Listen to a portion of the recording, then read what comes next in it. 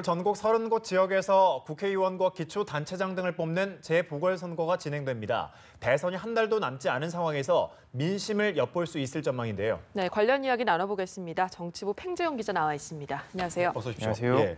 오늘 재보궐선거가 진행되는 선거구부터 정리해 주시죠. 네, 앞서 말씀하신 것처럼 전국 지역의 30곳의 선거구에서 이번 재보궐선거가 진행이 됩니다. 예. 국회의원 1명과 기초단체장 3명 등을 뽑는 그런 선거가 현재 진행이 되는데요. 시작은 조금 전 시작했습니다. 오전 6시부터 선거가 시작이 됐고 네. 오후 8시까지 투표를 할 수가 있습니다.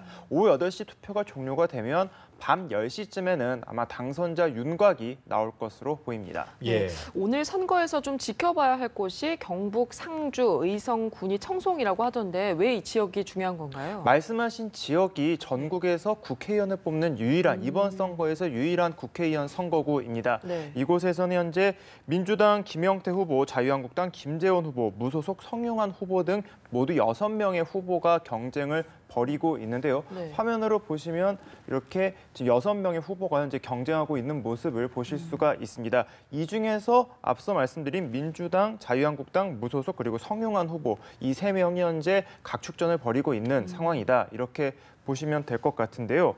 이 TK 지역이라고 하면은 보수의 심장이라고도 불리는 지역입니다. 그만큼 보수적 성향이 강한 곳인데 이번에 자유한국당 후보로 나온 이 김재원 후보 같은 경우에는 이 청와대, 박근혜 정부 청와대에서 정무수석까지 지냈고 재선 국회의원이기도 합니다. 네. 그만큼 박근혜 정부와 가까운 관계의 후보가 이번에 나왔는데 현재 박근혜 전 대통령과 그리고 구속 사건 이후에 현재 TK의 민심이 어떻게 변하는지가 정말 관심사거든요. 네. 만약 이번 선거에서 김재원 후보가 당선이 된다면 여전히 TK는 이 친박 성향이 강하고 그리고 박근혜 정부에 대한 여전히 호의적인 인식을 갖고 있다 이렇게 봐도 되는 부분이고 만약에 김재원 후보가 떨어진다면은 이번에 TK 민심이 좀 바뀌는 것이 아니냐 이런 전망도 함께 나오고 있습니다. 특히 주목해봐야 되겠군요. 네. 이번엔 이제 대권 주자들의 행보를 한번 살펴보도록 하죠. 네. 북한 위기설이 최근에 제기가 되면서 네. 안보 이슈가 급부상하고 있는데 안보 정책들을 또 앞다퉈 발표하고 있죠. 네, 어제 이제 각 당의 후보들이 안보에 대해서 한 목소리를 내면서 이 북한 위기설에 대해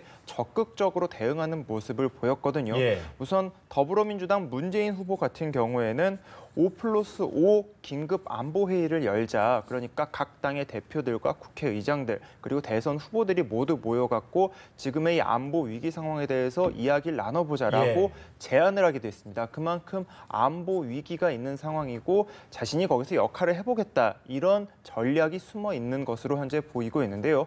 그러면서 문재인 후보가 이런 얘기도 했습니다. 이 한반도에서 또 한 번 참화가 벌어지면 나부터 총을 들고 나서겠다. 그러니까 자신도 이 안보에서만큼은 철저히 역할을 하겠다. 이런 의지를 보이기도 했었고요. 그리고 사드 반대에 대해서도 다시 한번 생각할 필요가 있다라고 입장을 좀 바꾸기도 했습니다. 이에 대해서 이제 다른 후보들의 이제 입장을 좀 살펴보면 안철수 후보 같은 경우에는 문재인 후보가 제안한 5+5 회의에 대해서 국민을 왜 이렇게 불안하게 하냐라면서 반박을 하면서 각을 세우기도 했었고요. 또 홍준표 후보 같은 경우에는 어제 이제 이 제안과 그리고 북한 위기설에 대해서 이 좌파 정권이 초래한 것이 아니겠냐 그러면서 우파 후보인 내가 안보의 적임자다, 안보를 책임질 수 있는 리더다라고 강조를 하기도 했습니다. 네.